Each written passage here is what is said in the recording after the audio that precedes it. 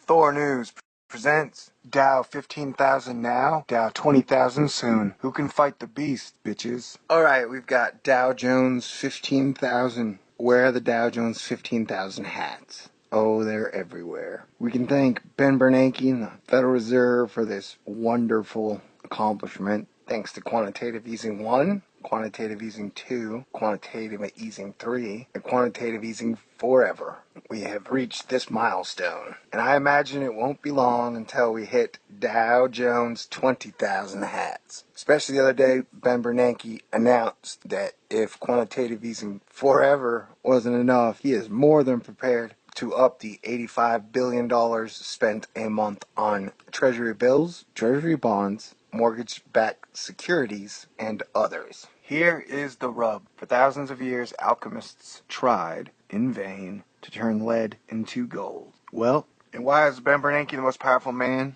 and alchemist on the planet? Simple. He figured out how to turn paper into gold. Remember, Bernanke was appointed under Bush and reappointed under Obama. Now, if their fiscal and monetary policies were so different, why would they both pick the same guy who's the most powerful man in economics in the entire world? Can you answer me that?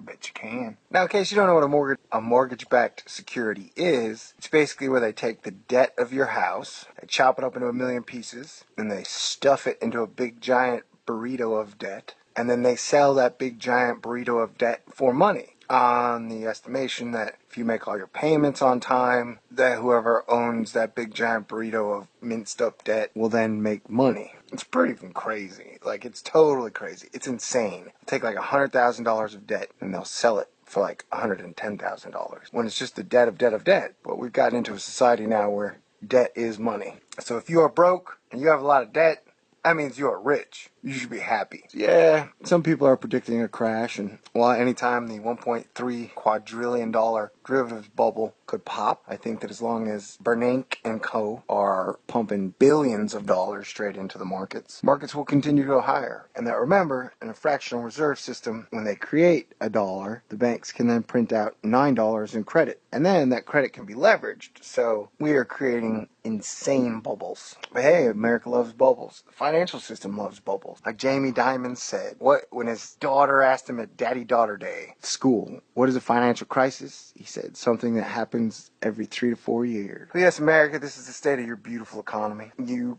can be proud. You know, it's like the stock market is a giant beast, and we are doing everything we can to make that beast happy. Because the beast is what controls the economy. Or the beast is the economy. I don't know. All I know is that when corporations are doing everything they can to make shareholders happy, and the government is doing everything they can to make shareholders happy, people end up screwed. If you are not a shareholder, you, my friend, are getting screwed. 95% of Americans are not aware of fiscal or financial or monetary policy. I guess maybe you can print to infinity. I guess maybe you can print your way to prosperity. I guess they should have just put the printing presses at warp speed a long time ago. Too bad. So sad. But these are interesting times indeed. And to tie in the Planet X, Comet Ison, and the Beirut crap, the only thing that would explain every central bank on the planet putting their printing presses to warp speed would be some outer space event they knew that was coming, let's say 9 months from now. If they knew some giant planet was going to fly by and fudge shit up, then they'd be like, okay, yeah, let's just max out the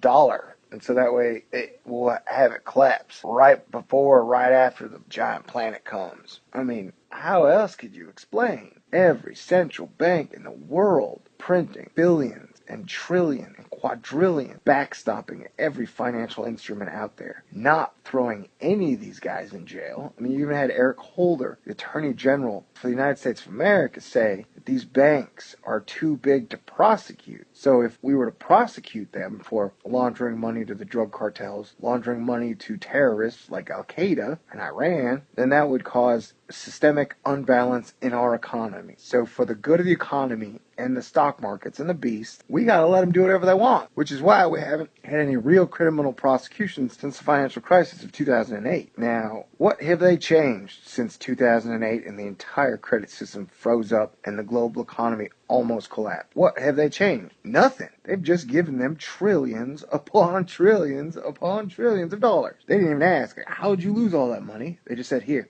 you lost a bunch of money? We'll give you some more money. Now that is FUBAR. I mean, but it's a FUBAR economy, you know, and everybody loves it. Everybody's like, this is great. In God we trust. And God wants us to print. Well, my God does not say that. My God says, love God above all else and be good to your neighbor. Now, maybe the whole quantitative easing thing would work if they quantitative easing equally to everybody. And another thing, like, for you people who use socialism, that word has been dead for a long fucking time, man. Socialism, that word is dead. That is probably the most abused word out there, socialism. This isn't fucking socialism. This is like Skynet corporatism, where corporations own you and run you and make all decisions. Socialism is dead. So if you're using that word, you're using like a tooey bromide. That is a Fountainhead reference. I know most of you guys are probably Atlas Shrugged, but I am Fountainhead all the way. Anywho, you know, I think at first they were going to call it qualitative pleasing, but they thought that sounded too naughty, so they changed it to quantitative easing.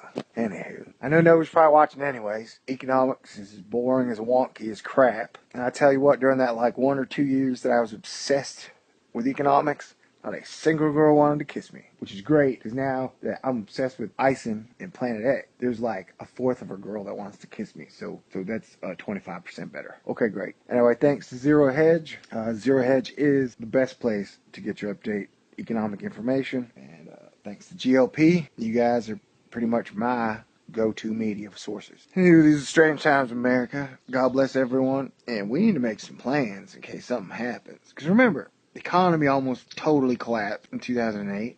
The economy almost totally collapsed in the debt ceiling crisis. The economy almost totally collapsed with the European scandal. Like, how many times have we had the economy almost totally collapse? You would think that at some point, the fiat currencies are going to collapse. A fiat currency is a currency backed by the faith and confidence of the government. How much faith and confidence can a government, 16 trillion in debt, really have? But as a nice gentleman explained to me once, our dollar is backed by the most powerful military in the world, which doesn't necessarily give me a lot of confidence. I mean, I have confidence in our military and our boys, but I don't have confidence in the people who are running our military, and I don't have confidence in the Federal Reserve.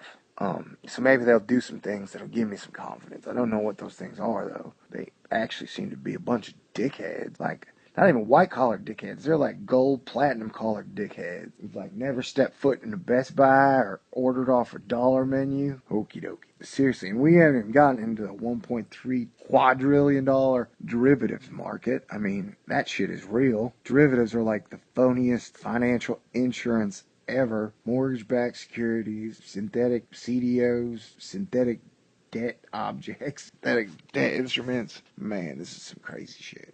Anywho, I guess I can just ramble now because nobody watched. Nobody definitely watched this much or listened to this much of economic talk. But maybe there's one hot chick out there. Hey, baby, I love you. I love you.